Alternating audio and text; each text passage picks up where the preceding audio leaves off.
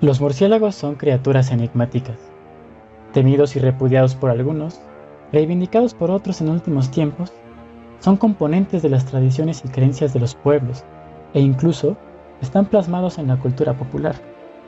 Además, juegan un rol imprescindible en los ecosistemas, dispersores de semillas, polinizadores, mediadores de plagas y un sinfín de funciones más en la naturaleza.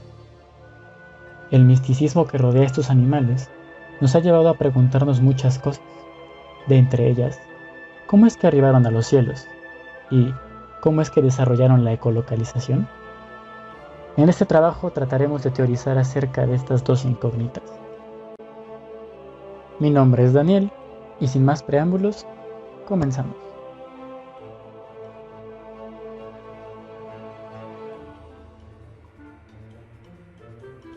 Los primeros murciélagos fósiles completos datan del Eoceno temprano, hace aproximadamente entre 49 y 53 millones de años. La fauna de murciélagos del Eoceno es extremadamente rica, y los fósiles de murciélagos de esta época se han recuperado en Europa, América del Norte, África y Australia. La preservación excepcional de los tejidos blandos de algunos especímenes de murciélagos de los depósitos de Mussel, el cual data de hace 49 millones de años, confirma que los murciélagos del Eoceno tenían membranas como parte de sus alas, y detalles como la articulación del hombro y las escápulas para la fijación de los músculos de vuelo. Con ello, no nos quedan dudas sobre que todos los especímenes eran capaces de realizar vuelo de tipo aleteo.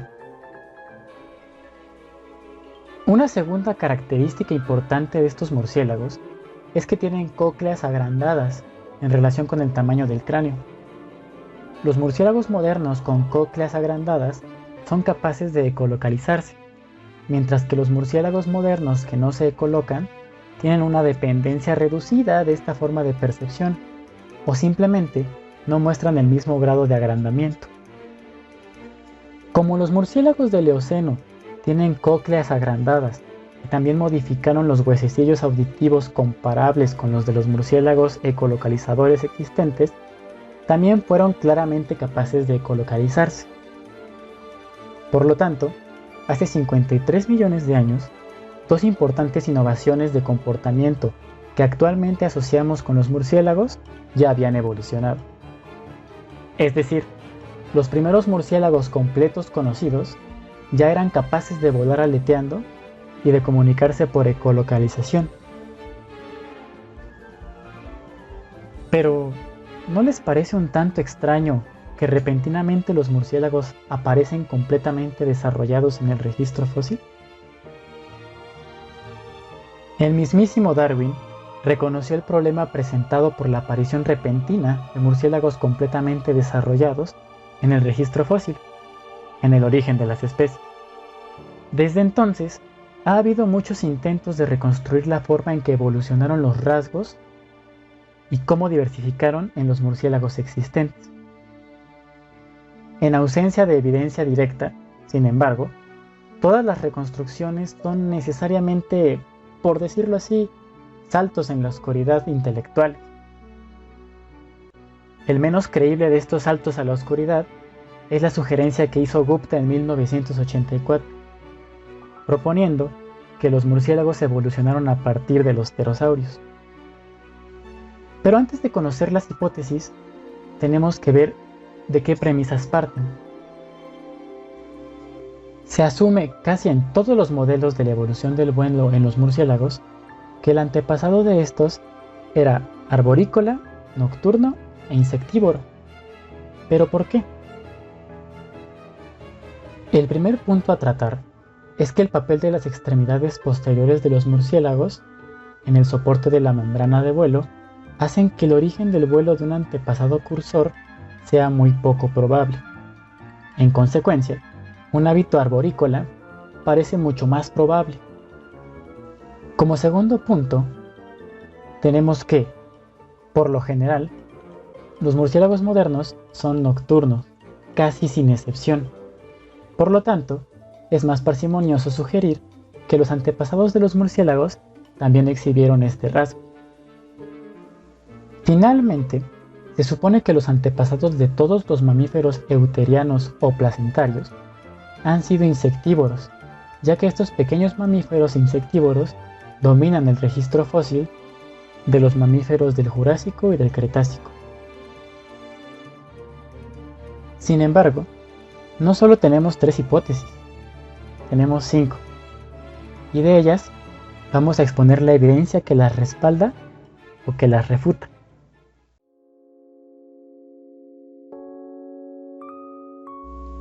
Aquí se sugiere que el ancestro probablemente usó el ultrasonido como método de comunicación, muy parecido a algunos insectívoros modernos e incluso a algunos roedores. La hipótesis plantea que además de extraer insectos de las ramas y otras superficies, el animal alcanzaría las ramas y capturaría los insectos que pasaban volando. A esto se le llama caza de alcance. Esto implicaría cierta habilidad sensorial para predecir la trayectoria de los insectos en la oscuridad. Bajo el escenario de caza de alcance, en algún momento, los animales comenzarían a saltar hacia afuera para extender el rango sobre el cual podrían capturar insectos que pasaran. El animal rastrearía un objetivo entrante usando la ecolocalización desde una posición estacionaria y luego saltaría hacia el insecto, utilizando sus manos agrandadas para capturar el objeto de presa. A partir de este momento, la sofisticación del vuelo aumentaría para mejorar las posibilidades de capturar a los insectos. Como primer punto a favor, tenemos que en megaquirópteros, los cuales no ecolocalizan, se observó dicho comportamiento de captura de insectos. Esto concordaría con la ausencia de ecolocalización en los ancestros. Los tamaños y formas de las alas fósiles tienen proporciones similares a actuales cazadores de alcance. La caza de alcance sería ancestral porque en términos de energía es más barata. También se propone que los megaquirópteros que ecolocalizan serían linajes que perdieron dicho carácter y luego lo recuperaron. Como puntos en contra, tenemos que este tipo de insectivoría no se ha observado en la naturaleza, dado que el volumen de aire que un mamífero puede barrer es muy pequeño. Los tamaños de las alas pueden indicar más bien el hábito arborícola. El retorno de energía de esta estrategia sería mínimo en comparación del invertido tanto en la acción de abalanzarse como en el hecho de ecolocalizar. Además, resulta difícil concebir cómo se puede cambiar de un sistema de ecolocalización, perderlo y luego recuperarlo.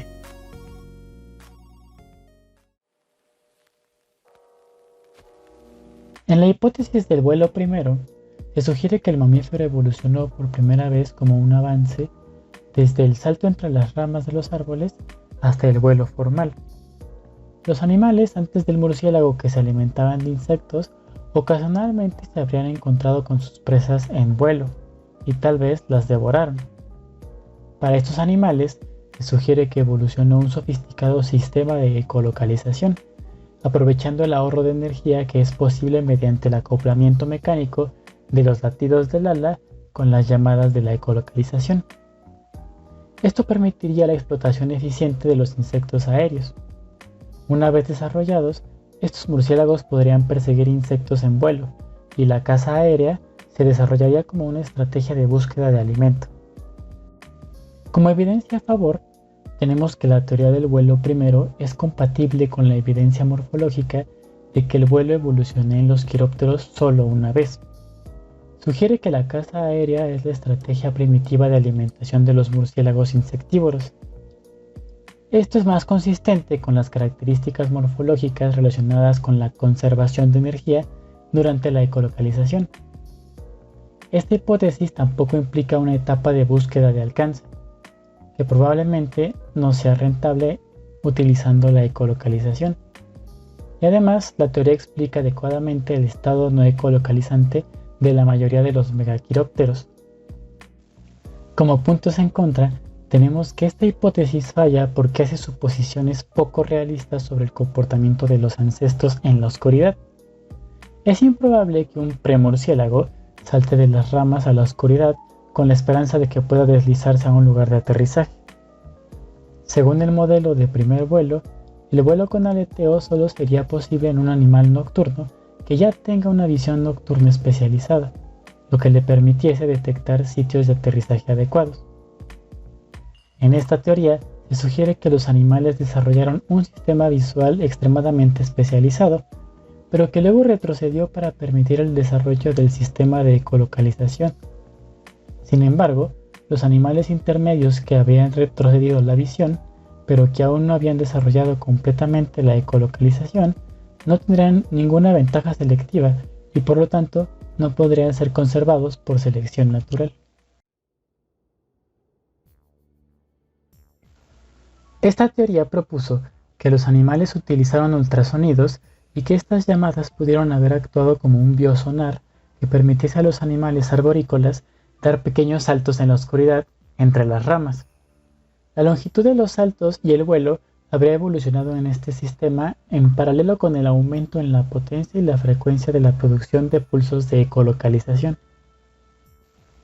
Como puntos a favor, tenemos que esta hipótesis supera el problema de la hipótesis del primer vuelo, de que un animal no saltaría a la oscuridad con la esperanza de encontrar un lugar de aterrizaje adecuado.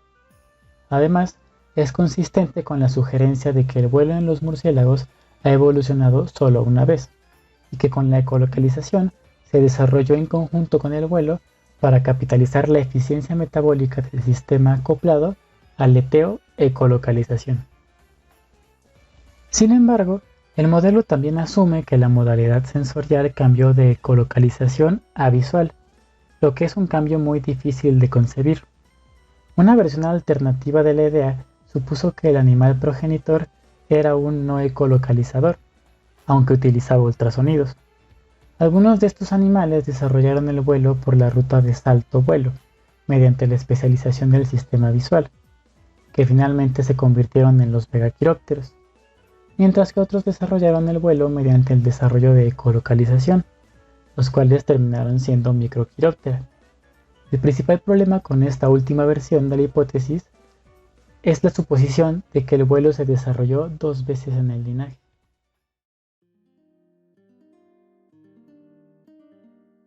El consenso general durante la mayor parte del siglo XX y XXI ha sido que los murciélagos son monofiléticos, con mega y microquirópteros más relacionados entre sí que con cualquier otro grupo. Sin embargo, en los años 70 se sugirió que las características morfométricas compartidas entre mega y microquirópteros no eran sinapomórficas, sino plesiomórficas, y por lo tanto se concluyó que los grupos tenían orígenes independientes.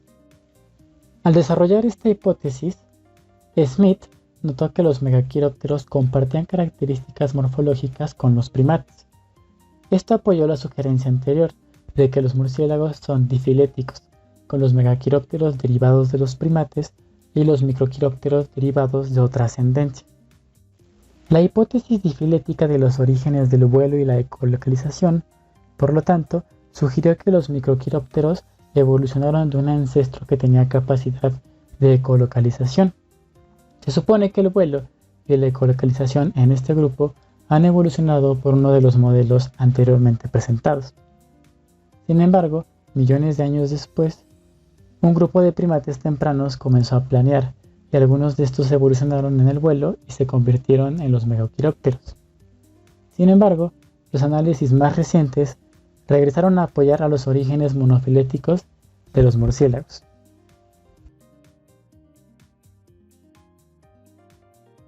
La proliferación de angiospermas en el Cretácico habría proporcionado grandes cantidades de fruta para la explotación de pequeños mamíferos.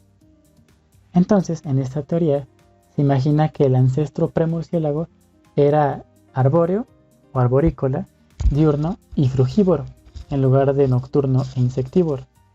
Dado que estos animales hipotéticos se alimentaron de fruta, habrían enfrentado constantemente problemas para encontrar un equilibrio de nitrógeno.